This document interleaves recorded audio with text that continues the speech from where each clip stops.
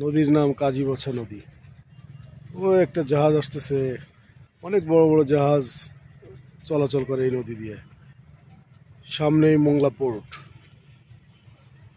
Mongla port থেকে খুলনায় মূলত যাতায়াত করে এইসব জাহাজ এই নদী দিয়ে। অনেক সুন্দর একটা নদী। নদীটা বেশ বড় নদী, কাজীবছা নদী। এটার আবার আরেকটা নাম আছে পশুর নদী। পশুর নদীও বলে এটা।